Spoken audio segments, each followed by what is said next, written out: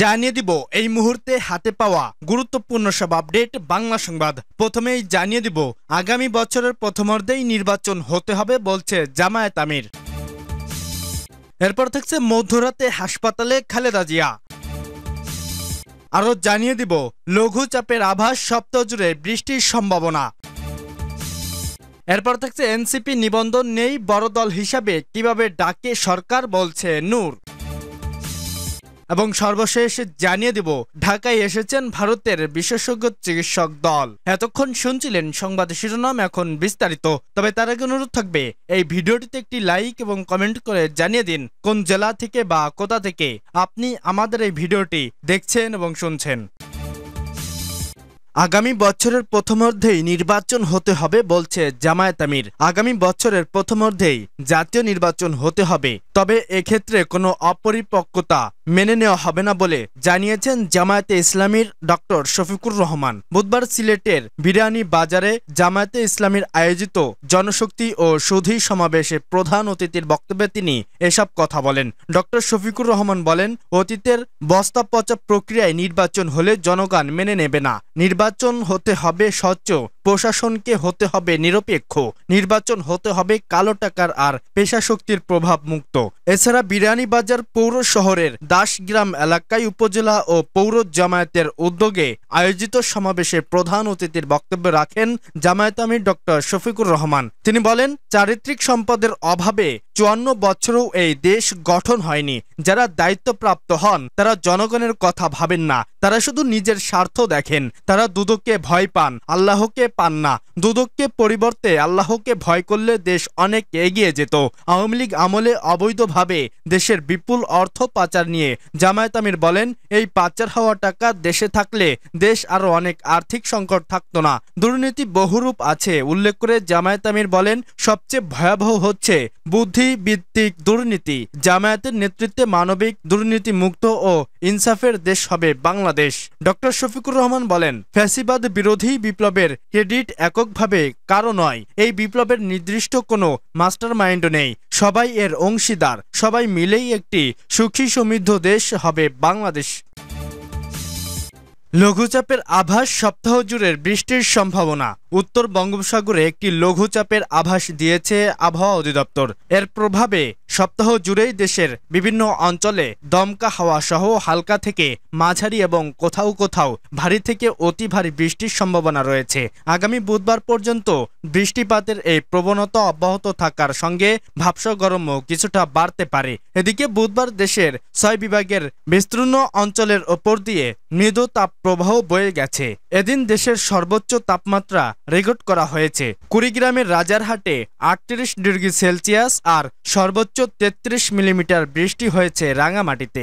আবহাওয়া অধিদপ্তরের পূর্বাভাসে বলা হয়েছে, বৃহস্পতিবার ঢাকা, বরিশাল, চট্টগ্রাম ও সিলেট বিভাগের অধিকাংশ জায়গায় এবং রংপুর, রাজশাহী, ময়মনসিংহ ও খুলনা বিভাগের অনেক জায়গায় অস্থায়ীভাবে দমকা হাওয়া সহ হালকা থেকে মাঝারি ধরনের বৃষ্টি বা বজ্রসহ বৃষ্টি হতে পারে। সেই সাথে ঢাকা, বরিশাল, চট্টগ্রাম ও সিলেট বিভাগের কোথাও কোথাও মাঝারি ধরনের ভারী থেকে অতি ভারী বর্ষণ হতে পারে। এদিন সারা দেশে দিনের তাপমাত্রা সামান্য কমতে পারে এবং রাতের তাপমাত্রা প্রায় অপরিবর্তিত থাকতে পারে।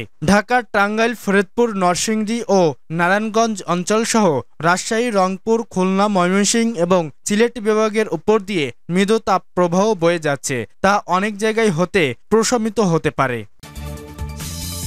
মধ্যরাতে হাসপাতালে খালেদা জিয়া। বিএনপি চেয়ারপারসন ও সাবেক প্রধানমন্ত্রী খালেদা জিয়া স্বাস্থ্য পরীক্ষার জন্য রাজধানী রেবার কেয়ার হাসপাতালে গেছেন। বুধবার রাত ১টার দিকে গুলশানের বাসভবন ফিরোজা থেকে রওনা হয়ে রাত ১টা ৪৮ হাসপাতালে পৌঁছান তিনি। বিএনপির মিডিয়া সেলের সদস্য শাহরুল কবির খান এ তথ্য জানিয়েছেন। তবে খালেদা জিয়া কি হাসপাতালে ভর্তি হবেন নাকি প্রয়োজনীয় পরীক্ষা নিরীক্ষা শেষে রাতে আবার বাসায় ফিরবেন, দলের মিডিয়া সেলের পক্ষ থেকে তাৎক্ষণিকভাবে এ বিষয়ে কিছু জানানো হয়নি। খালেদা জিয়া দীর্ঘদিন ধরে liver cirrhosis, kidney, heart, diabetics authority সহ শারীরিক নানা অসুস্থতায় ভুগছেন। বিগত আওয়ামী লীগ সরকারের আমলে বেগম খালেদা জিয়া দীর্ঘ সময় কারাবন্দী ছিলেন। এ সময় উন্নত চিকিৎসার জন্য তাকে বিদেশে নেওয়ার আবেদন অগ্রাহ্য করে চিকিৎসা বাধাগ্রস্ত করে আওয়ামী লীগ সরকার। ছাত্র জনতা গণ অভ্যুত্থানে ২০২৪ সালের ৫ আগস্ট আওয়ামী লীগ সরকারের পতনের পর পরিবর্তিত পরিস্থিতিতে উন্নত চিকিৎসার জন্য গত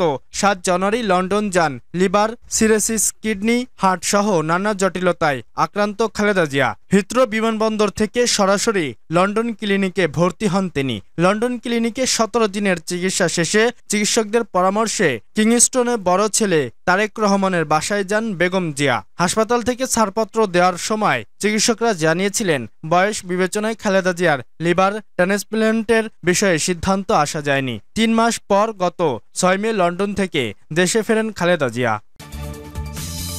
এনসিপি নিবন্ধন নেই, বড় দল হিসাবে কিভাবে ডাকে সরকার, বলছে নূর। অন্তর্বর্তীকালীন সরকারের প্রতি বৈষম্যমূলক আচরণ এবং পক্ষপাতের অভিযোগ এনেছে গণ অধিকার পরিষদের সভাপতি নুরুল হক নূর। তিনি বলেছেন, গণ অভ্যুত্থানের পরে বিপুল জনপ্রিয় ও জনসমর্থিত সরকার যদি কোনো নির্দিষ্ট দলের প্রতি হেলে যায়, তাহলে তাদের প্রতি জনগণের সমর্থনও সরে যাবে, যার ফলে আগামীতে কিন্তু প্রশ্ন তৈরি হতে পারে এই সরকারের অধীনে একটি সুষ্ঠু নির্বাচন হবে কিনা। সেটা আজকের বৈঠকে আমরা সরকারকে মনে করিয়ে দিয়েছি। বুধবার প্রধান উপদেষ্টার সঙ্গে রাজনৈতিক দলগুলোর বৈঠক শেষে গণ অধিকার পরিষদের সভাপতি নুরুল হক নূর এসব কথা বলেন। তিনি বলেন, বিএনপির রাষ্ট্র ক্ষমতায় ছিল, এখনো রাজনৈতিক মাঠে তাদের একটা শক্ত অবস্থান আছে।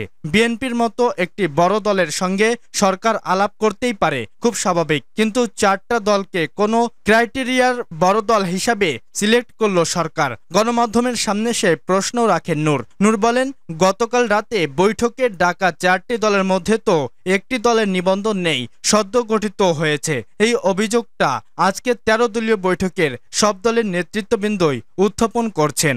বৈঠকে রাজনৈতিক দলগুলোর পক্ষ থেকে বলা হয়েছে, অন্তর্বর্তীকালীন সরকারের কর্মকাণ্ড ও ভূমিকায় দেখা যাচ্ছে যে সরকার এনসিপির প্রতি একটু পক্ষপাতদুষ্ট ভূমিকা পালন করছে।